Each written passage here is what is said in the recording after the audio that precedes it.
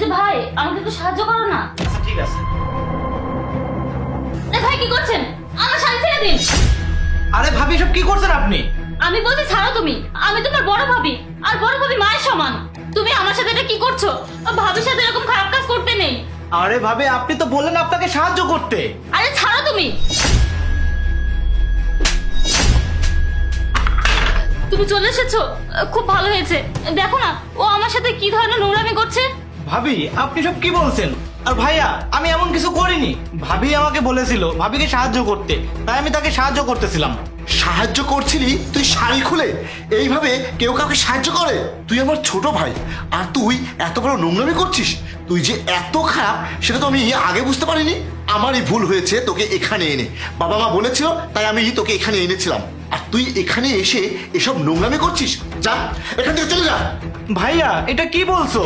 জাহিদ, আমি ওকে কতবার বলেছি যে তুমি এখান থেকে চলে যাও, আমি শাড়ি চেঞ্জ করব। আর ও আমাকে কি বলেছে জানো? ও আমাকে বলছে যারে ভাবি আপনি এখানে চেঞ্জ করেন না, কি হয়েছে, সমস্যা কি? ভাইয়ার সামনে তো চেঞ্জ করেনি তাই না? আর আমি নিষেধ করাতেই সে এসে আমার শাড়ি ধরে টানাটানি শুরু করে দিয়েছে। আর বাকিটা তো তুমি দেখেছোই, ও কতটা নোংরামি করছিল আমার সাথে। না ভাইয়া। ব্যাস অনেক হয়েছে। আর একটা কথা বলবি তোর মুখ আমি বন্ধ করে দেবো। চলে যা এখান থেকে, আর কখনো তোর ওই মুখ আমাকে দেখাবি না।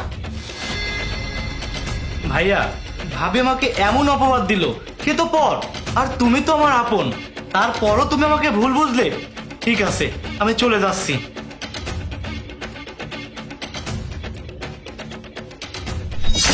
তুমি তুমি বাসায় কিভাবে আসলে?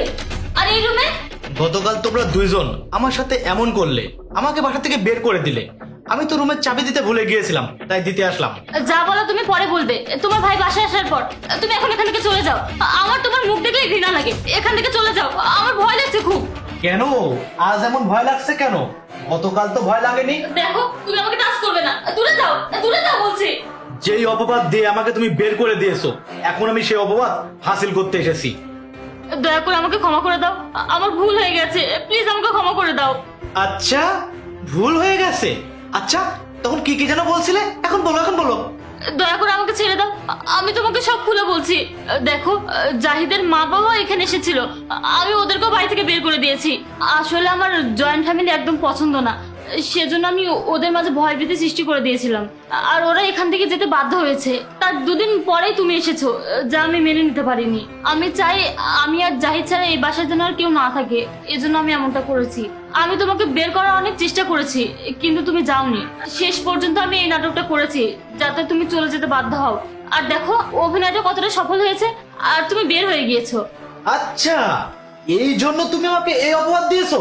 তুমি কি একবারও জানো যে এই অপবাদের জন্য আমার জীবনটা নষ্ট হয়ে যেত? ভাগ্য ভালো আমাদের পরিবারের নিয়ম নীতি একটু অন্যরকম, যার জন্য আমার ভাই আমাকে অনেক বিশ্বাস করে, আর সাথে আপনাকে অনেক ভালোবাসে। আর আমার ভাই সেদিন এটাই ভেবেছিল আপনার পক্ষ নেয়া, সাথে আমারও। তোমারও মানে? হ্যাঁ আমারও। ভাইয়া এদিকে এসো। তুমি যাক ভালো হয়েছে, তুমি ঠিক সময়ে চলে এসেছো। দেখো সে আবার এসেছে আমার সাথে নোংরামি করার জন্য, আর অনেকক্ষণ ধরে আমার সাথে জোর জবরদস্তি করছে। হয়েছে, এবার চুপ করো বেয়াদব। আর কত মিথ্যা কথা বলবে, আর কত নিচে নামবে? তুমি আমার মা বাবাকে এই বাসা থেকে বের করে দিয়েছো, আমার মা বাবাকে আমার চোখে খারাপ বানিয়ে দিয়েছো, আর এখন সেটা তুমি আমার ভাইয়ের সাথেও করছো। এটা ভালো যে আমার পরিবার আমাকে ভালো শিক্ষা দিয়েছে, তা না হলে তো আমি তোমার কথা শুনে আমি আমার ভাইকে আমার বাসা থেকে বের করে দিতাম।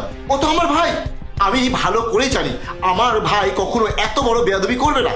ও আমার ভাই, ও এই বাসায় থাকবে আমার সাথে, ও কোথাও যাবে না।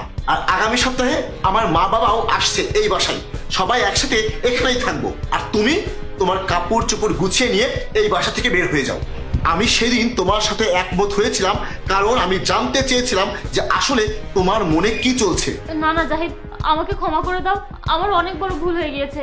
দয়া করে আমাকে বাসা থেকে বের করে দিও না। তুমি তো একা থাকতে চেয়েছিলে, তাই তুমি একাই থাকো।